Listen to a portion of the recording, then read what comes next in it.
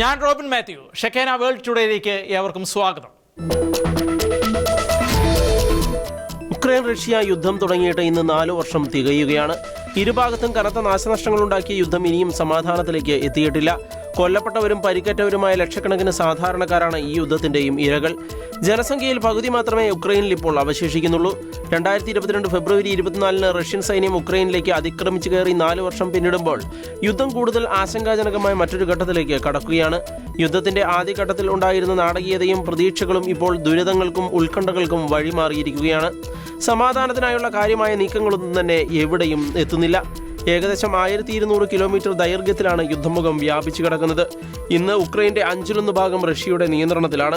ഇരുവശത്തുമായി 1.8 ദശലക്ഷത്തോളം സൈനികർ കൊല്ലപ്പെടുകയോ പരിക്കേൽക്കുകയോ കാണാതാവുകയോ ചെയ്തിട്ടുണ്ട് എന്നാണ് കണക്കുകൾ സൂചിപ്പിക്കുന്നത്. സാധാരണക്കാരുടെ നാശനഷ്ടങ്ങളും അതിരൂക്ഷമായി തുടരുന്നു. 10,000-കണക്കിന് സാധാരണക്കാർ കൊല്ലപ്പെടുകയും ലക്ഷക്കണക്കിന് പേർക്ക് പരിക്കേൽക്കുകയും ചെയ്തതായാണ് റിപ്പോർട്ടുകൾ. എന്നാൽ യഥാർത്ഥ കണക്കുകൾ ഇതിലും വളരെ ഉയർന്നതാകുമെന്നാണ് മുന്നറിയിപ്പ്. അതേസമയം റഷ്യൻ പ്രസിഡന്റ് വ്ളാദിമിർ പുടിൻ 3-ാം ലോക മഹായുദ്ധത്തിന് തുടക്കമിട്ട് കഴിഞ്ഞുവെന്ന് ഉക്രൈൻ പ്രസിഡന്റ് വ്ളാദിമിർ സെലൻസ്കി BBC-ക്ക് നൽകിയ അഭിമുഖത്തിൽ ആരോപിച്ചു. US-ൽ നിന്ന് കൃത്യമായ സുരക്ഷാ ഉറപ്പുകൾ താൻ പ്രതീക്ഷിക്കുന്നുണ്ടെന്നും വ്ളാദിമിർ സെലൻസ്കി പറഞ്ഞു. അത് പ്രസിഡന്റിന്റെ മാത്രം തീരുമാനമായിരിക്കരുത്, മറിച്ച് ഭരണഘടനാപരമായ മാറ്റങ്ങളില്ലാത്ത ഉറപ്പായിരിക്കണം. 1991-ൽ രാജ്യം സ്വതന്ത്രമായപ്പോഴുള്ള അതിർത്തികൾ തിരിച്ചുപിടിക്കുക എന്നതാണ് ലക്ഷ്യം. എന്നാൽ റഷ്യൻ സൈന്യം ശക്തമായതിനാൽ ഇപ്പോൾ അത് നടപ്പിലാക്കാൻ ശ്രമിക്കുന്നത് ദശലക്ഷക്കണക്കിന് ആളുകളുടെ ജീവൻ നഷ്ടപ്പെടാൻ ഇടയാക്കും. സൈനിക ബലവും ആയുധങ്ങളും നിലവിൽ ഇതിന് പര്യാപ്തമല്ലെന്നും വ്ളാദിമിർ സെലൻസ്കി വ്യക്തമാക്കി. തെക്കൻ പെറുവിലെ അരേക്കുപ്പ മേഖലയിൽ വെള്ളപ്പൊക്കത്തിലും ഉരുൾപൊട്ടലിലും അകപ്പെട്ടവരെ രക്ഷിക്കാൻ പോയ സൈനിക ഹെലികോപ്റ്റർ തകർന്ന് 15 പേർ മരിച്ചു.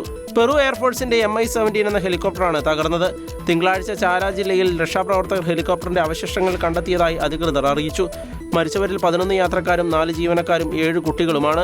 മണ്ണിടിച്ചിലും കരകവിഞ്ഞൊഴുകുന്ന നദികളും വ്യാപക നാശനഷ്ടങ്ങൾ വരുത്തിയതിനാൽ മേഖലയിലെ തിരച്ചിലിനും രക്ഷാപ്രവർത്തനത്തിനും പിന്തുണ നൽകുന്നതിനായാണ് ഹെലികോപ്റ്റർ വിന്യസിച്ചിരുന്നത്.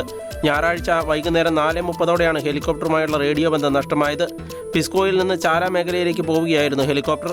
ഹെലികോപ്റ്ററിലുണ്ടായിരുന്ന ചില സായുധ സേനാംഗങ്ങളുടെ ബന്ധുക്കളും അവരോടൊപ്പം ഉണ്ടായിരുന്നുവെന്ന് പ്രാദേശിക മാധ്യമങ്ങൾ റിപ്പോർട്ട് ചെയ്യുന്നു.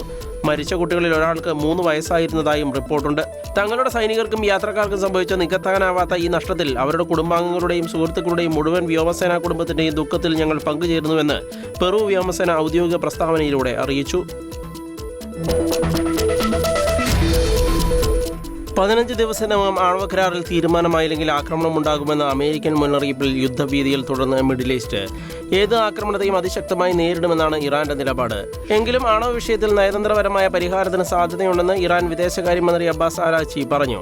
ഇതിനായുള്ള കരട് നിർദ്ദേശം വരും ദിവസങ്ങളിൽ മധ്യസ്ഥർക്ക് സമർപ്പിക്കും. അതേസമയം ഇറാനുമേൽ പരിമിതമായ സൈനിക ആക്രമണം നടത്തുന്നത് ആലോചനയിലാണെന്ന് ഡൊണാൾഡ് ട്രംപ് പ്രഖ്യാപിച്ചതിന് പിന്നാലെ US പ്രസിഡന്റ് പ്രവർത്തനങ്ങളിൽ വിശ്വസിക്കുന്ന മനുഷ്യരാണ്, കാത്തിരുന്ന് കാണുക എന്ന രീതിയിൽ ഇറാനിലെ ആയിരക്കണക്കിന് ആളുകൾക്ക് തിങ്കളാഴ്ച തങ്ങളുടെ മൊബൈൽ നമ്പറിലേക്ക് ലഭിച്ച അജ്ഞാത സന്ദേശം മേഖലയിൽ യുദ്ധഭീതി വർദ്ധിപ്പിച്ചിരിക്കുകയാണ്. പേർഷ്യൻ ഭാഷയിലാണ് സന്ദേശം. യുദ്ധസാധ്യത കണക്കിലെടുത്ത് India, Sweden, Serbia, Poland, Australia എന്നീ രാജ്യങ്ങൾ തങ്ങളുടെ പൗരന്മാരോട് ഇറാൻ വിടാൻ ആവശ്യപ്പെട്ടു. ലബനനിലെ US എംബസി തങ്ങളുടെ ജീവനക്കാരെ ഒഴിപ്പിച്ചു തുടങ്ങി. ഇറാനിലെ സർവകലാശാലകളിൽ വീണ്ടും ഭരണവിരുദ്ധ പ്രക്ഷോഭം ശക്തമായിരിക്കുകയാണ്. വിദ്യാർത്ഥികൾ ഇറാനിയൻ പതാക കത്തിക്കുകയും മുദ്രാവാക്യം വിളിക്കുകയും ചെയ്യുന്ന ദൃശ്യങ്ങൾ പുറത്തുവന്നു. പരിമിതമായ ആക്രമണം എന്നൊന്നില്ല. ഏതു തരത്തിലുള്ള ആക്രമണത്തെയും ഒരു അധിനിവേശമായി മാത്രമേ കണക്കാക്കൂ. അതിന് തക്കതായ മറുപടി നൽകാൻ ഇറാൻ സജ്ജമാണ് എന്ന് ഇറാൻ വിദേശകാര്യ മന്ത്രാലയ വക്താവ് ഇസ്മായിൽ ബഖാക്കി പറഞ്ഞു.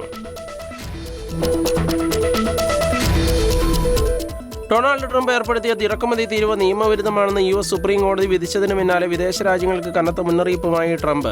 കോടതി വിധിയുടെ മറവിൽ കളിക്കാൻ നിൽക്കുന്ന രാജ്യങ്ങൾ ഇതിലും വലിയ തീരുവയും പ്രത്യാഘാതങ്ങളും നേരിടേണ്ടി വരുമെന്നാണ് ട്രംപിന്റെ ഭീഷണി.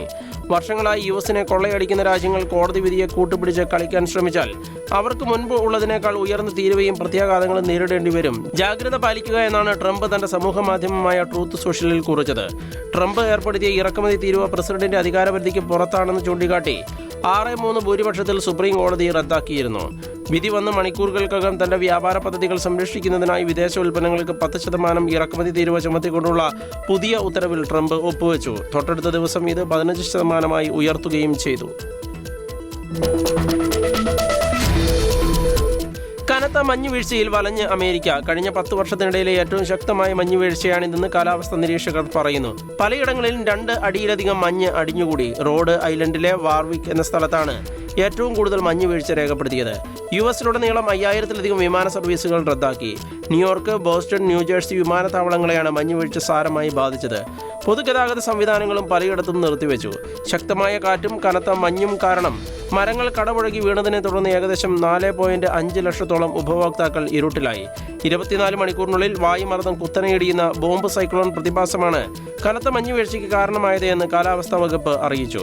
മഞ്ഞുവീഴ്ച തുടരുന്ന പശ്ചാത്തലത്തിൽ വടക്കുകിഴക്കൻ മേഖലകളിൽ അടിയന്തരാവസ്ഥ പ്രഖ്യാപിച്ചിട്ടുണ്ട്. ഈ മേഖലയിലുണ്ടായ ശക്തമായ മഞ്ഞുവീഴ്ച ജനജീവിതം സ്തംഭിപ്പിച്ചു. വിവിധ പ്രദേശങ്ങളിൽ ലക്ഷക്കണക്കിന് ആളുകൾ വീടുകൾക്കുള്ളിൽ കഴിയാൻ നിർബന്ധിതരായി. ശക്തമായ കാറ്റും മഞ്ഞുവീഴ്ചയും കാരണം ഗതാഗത സംവിധാനങ്ങൾ നിലയ്ക്കുകയും വിദ്യാലയങ്ങൾക്കും വ്യവസായ സ്ഥാപനങ്ങൾക്കും അവധി നൽകുകയും ചെയ്തു. ഓൺലൈൻ ക്ലാസുകളിലേക്ക് മാറാൻ ചിലയിടങ്ങളിൽ നിർദ്ദേശം നൽകി. ഈ ആഴ്ച അവസാനം മറ്റൊരു മഞ്ഞുവീഴ്ച കൂടി ഉണ്ടാകാൻ സാധ്യതയുണ്ട് എന്നാണ് റിപ്പോർട്ടുകൾ.